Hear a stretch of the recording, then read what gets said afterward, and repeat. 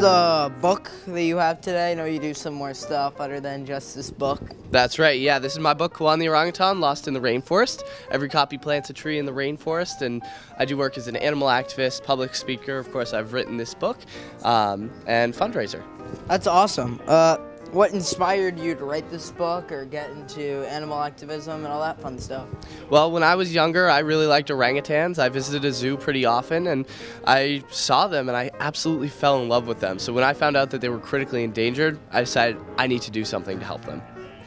Awesome. And have you written any other books? Yeah, this is my first book, but I very much enjoyed writing it, and I'm looking forward to hopefully writing some more in the future. So we're gonna see more from you in the future? I sure hope so, yeah. All right, thank you. So tell me a little bit about some of the books that you have here. Yeah, so my first book, Nia's Wash Day, it's about a young girl and her family, and they spend the day together washing their hair. They talk about different hair textures, what hair means to them, and kind of just like the family tradition around Wash Day. Nice. What got you inspired to write some of these books? So when I taught kindergarten, I noticed that the books around my classroom didn't represent the students in my classroom, and I was inspired to write books kind of that impacted them and was a reflection of them. Awesome. I see you have more than this book here. If you have any other books, and what other books have you written? So I wrote another book about her brother Nate, and he goes to the barbershop for the first time and gets over his fear of his first haircut. And I hope to write more in the future. Yeah, definitely. Thank you.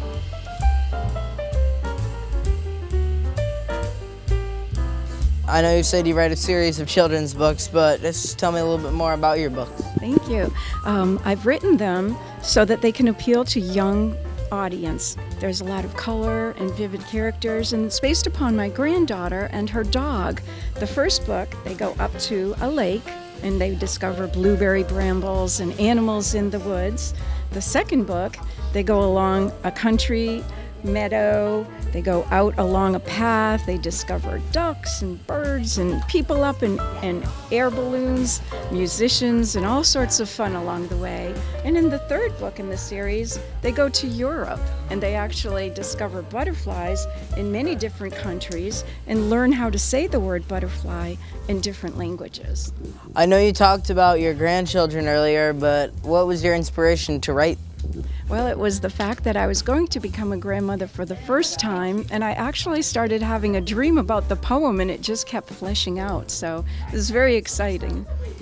And have you written any other books, or? Yes, actually, I do write some other books, but I've not made them public yet. I'm still working through them. So here's to hoping. Yeah. Thank you. Thank you. So this is my first children's book. It's a picture book called Auntie Luce's Talking Paintings. It actually came out in 2018 in English, and then the Haitian Creole version came out in 2024. It's a story of a Haitian American girl living in the States and how she reconnects with her Haitian heritage through a special relationship she has with her auntie. What inspired you to write these books, or just writing in general? That's a really good question. I grew up knowing a lot about my heritage and culture. My family is Haitian, but I never saw stories or experiences about Haiti or Haitian people in picture books in school or at the library. And so I wanted to write a book that would allow young Haitians and Haitian Americans to see themselves and see their stories and their experiences. That's awesome. And have you written any other books? I'm working on a second picture book, but that's not out yet.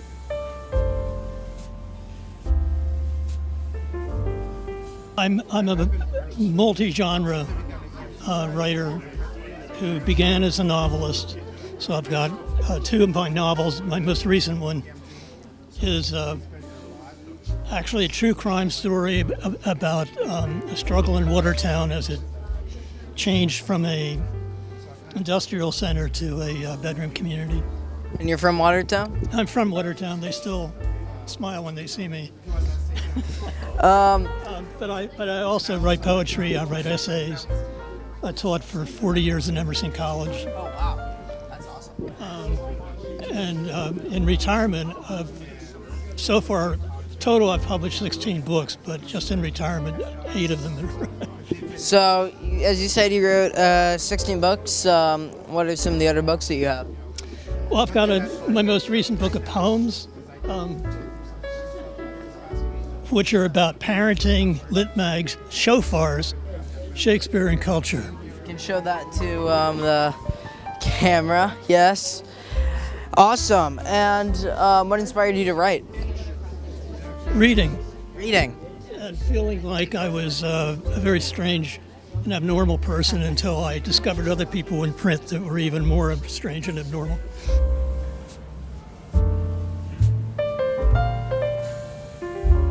So tell me a little bit about the book that you have. Okay. It is a fictional coming-of-age memoir. A guy looking back on the summer that he's 16 and everything seems to be going wrong. His parents are splitting up and he's alienated himself from his friends. And then his mother decides that she's going to take him with her to this camp, which sounds like a terrible idea, but when he actually gets there, he finds it's not at all what he expected or feared. And years later, he's still trying to process the memory of that summer and what it all means. So you can read it just for the story, but the book also invites you to think about memory, and maybe sometimes the memory of an event becomes more important than the event itself, and how he experiences sometimes when he thinks about that summer, Seth, still feels like he's a 16-year-old kid. Other times he experiences the memory as an adult. So there's different dimensions to that. And what got you inspired to write this book or any other books?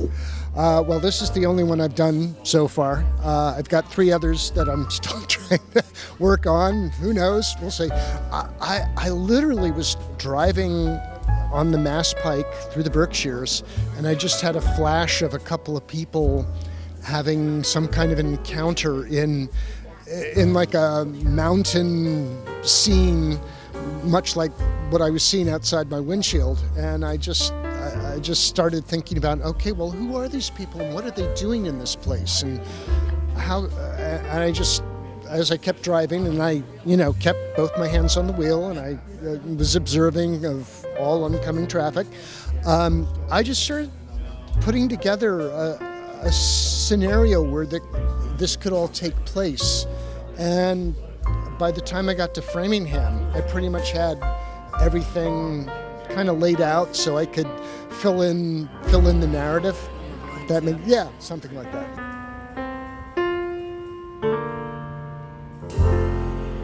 What I write is about energy and relationships because we're all energetic beings. And so I have a number of books here. This first book, Energetic Invocation series, is about changing your thoughts and beliefs and changing your life. And the second book, called The End of Scripts, is 10 plays, and the 10 plays deal with magic. And basically the woman who is part of this is a matchmaker. And so I had some experiences in Salem, so this book is loosely based in my experiences and escapades in Salem, but it's set in Windover, and there's a lot of fascinating stories in here where you can become the character yourself. This book is about Christmas trivia. Who doesn't like trivia? Yes. There's 500 questions in here, all different, all have an interesting, fun energy to them. And you can get this as well. I have all my books on Amazon and Google Play. Awesome. And this final book I have, which is a new edition, is Conversations with an Extraterrestrial, the Mitsu Quadrilogy. And it is about aliens, and it is loosely connected with the Endra book.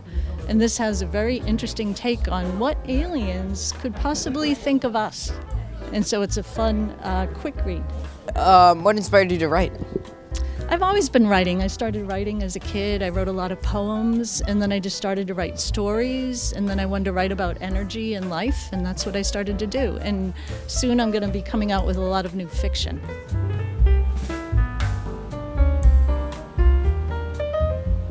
Yeah, I've done 2 collections of essays. There are memoir reflective essays on different topics. What inspired you to write?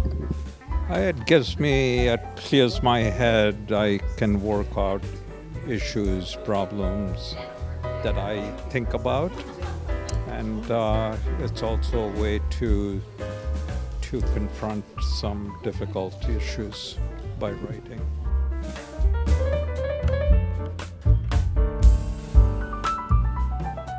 Well, I have 2 books here. My novel, actually, I sold out, which is great. It's called The Talking Drum, about 3 young couples in the early 70s and how their lives are affected when urban redevelopment takes over an immigrant neighborhood.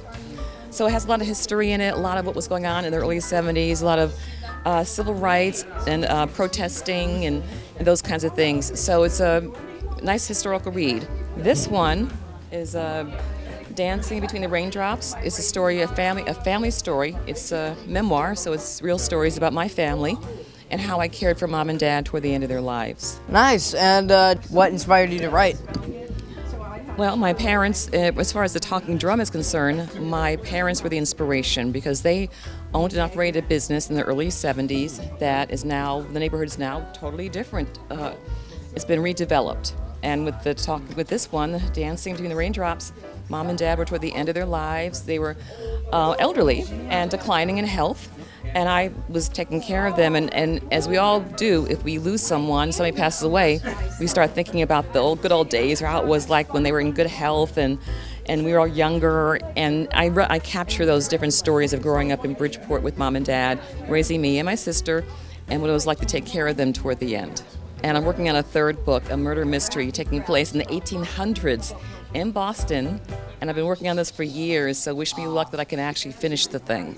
All right, don't be like George R.R. Martin. Finish the book.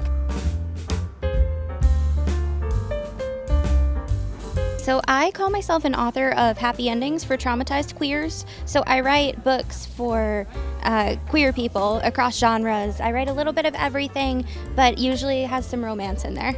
What got you into, inspired you to write these books, as you know, it's happy endings for traumatized queer people. So I don't know if that could be personal experience or anything. So what have you? Yeah. So I'm a queer person myself. I started writing the book specifically because I didn't see a lot of like happy representation in queer books. A lot of them, like I'd pick up and like the queer person would die, or like the book would make me sob, and I wanted to make a space for the happy representation for that. Yeah, that's awesome. Seems like you've wrote a decent amount of books here. Are there any other books that you've written? I have written 9 titles so far, and I have roughly 3 that are scheduled to come out next year, so I've been busy. Ooh, yeah, that's bold. Thank you.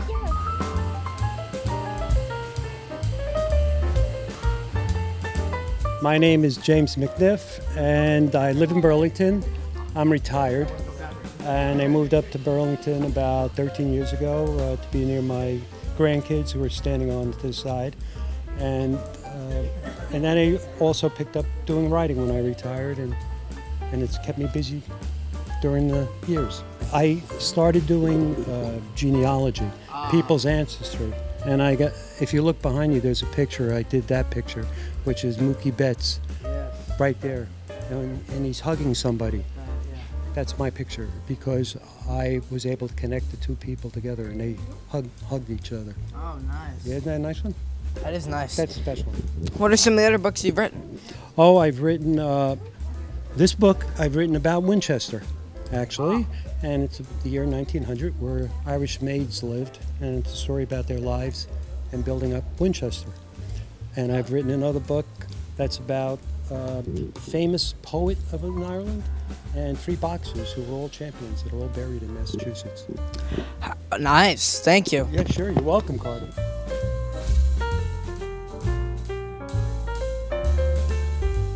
These are all Boston-based murder mysteries along the line of Robert Parker's Spencer stories. They're similar. Each book is a standalone novel, but they have the same protagonist, the husband and wife team, and other characters show up in every other book or various. So people are familiar with the characters, but each is a standalone. What inspired you to write all this? Well, I've always enjoyed reading Spencer, and when I was watching a TV show one night, I think it was NYPD Blue, which you're too young to remember, they made a comment about,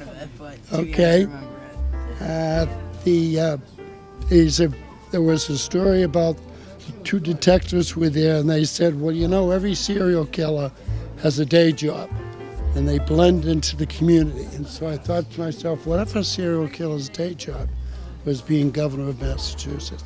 I used to be a state representative. Oh, that's awesome. So I know my way around the State House, and I know what the governor's office looked like. Then I decided, as I started to write it, it's unrealistic to have a sitting governor who's still a serial killer. So I made him an ex-New England patriot.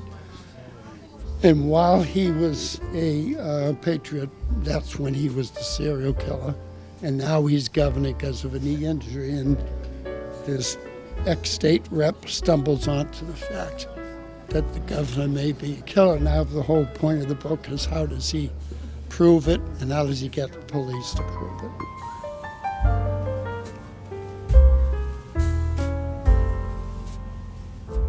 Can you tell us a little bit about what the Sisters in Crime is and what you do? Okay, so Sisters in Crime is it's about 30 years old, and it's an organization that was originally founded for the purpose of advancing the public's awareness of women's contributions to the mystery field. Since then, you know, we're an incredibly inclusive group, so even though we are sisters in crime, we actually have brothers in crime as well. And but basically, what we do extremely well is what we're about to do in the other room, which is library programs to promote our authors. And because women collaborate, we collaborate. And you know, so the idea is that, what would you say, a rising tide floats all boats, or whatever. I mean, we're basically, I mean, we're not competitive. Right. What we are collaborative, and what we were about to do in the other room is super fun. You guys have been here for a while. This event has been here for a while. What are you saying that you're liking today? Well, we get to meet our readers, Yes. and we get to, you know, talk to them and find out what they like, and give them a chance to see what we do, and you know, see what we can offer.